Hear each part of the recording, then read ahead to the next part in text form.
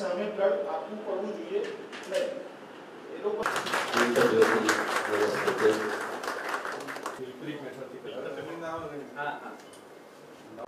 બાળક જન્મે એ લગભગ 8મો મહિનાનો થાય ત્યારે એના શરીરમાં એનું પોતાનું કોઈ વસ્તુ બનતું અવર ઇન્ટેન્શન ઇઝ કે આવા બાળકો જન્મે જ નહીં, પણ જે જન્મે છે તેની પણ કાળજી આપણે સારી રીતે લઈએ.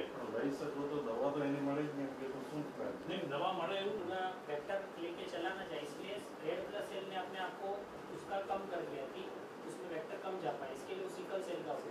लेकिन अब उसकी वजह से इफेक्ट ये हुआ कि हीमोग्लोबिन ऑक्सीजन जो भी कंटेन करना होता है वो भी कम जा रहा है. अब वो तो कंट्रोल में आ गया मलेरिया और उसमें, और अब ये सिकल सेल डिसीज हो रहा है.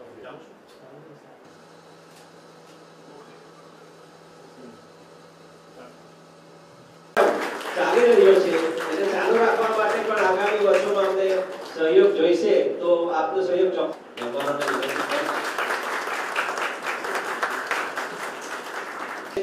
આખા વાપી તાલુકામાં નિયમિત સંગીતથી લઈને નવસારીના અમારા શ્રી રઘુવાળા વાસ્તા ખાટાણવાના પ્રતિનિધિ કાઉન્સિલર ખૂબ સુંદર સંગીત સેવા આપી છે. રક્તદાન કેન્દ્ર અને ડોક્ટર ઇલાલિયા સાહેબની જો વાત કરીએ તો આપણે હું ધારાસભ્ય હતો ત્યારે પણ અહીં આવતો હતો, સાથે ઘણીવાર આવ્યા છે.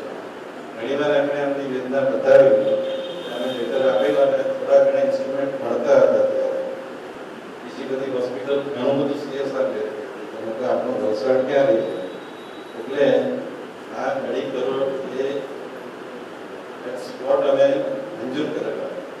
મને આનંદ છે કે આપણા આધુનિક ઇન્સ્ટ્રુમેન્ટ આખા ગુજરાતમાં કોઈ પણ લેબમાં નથી. ફરીથી અભિનંદન. ખાસ કહેવાનું એ છે કે આ બધા ઇક્વિપમેન્ટનો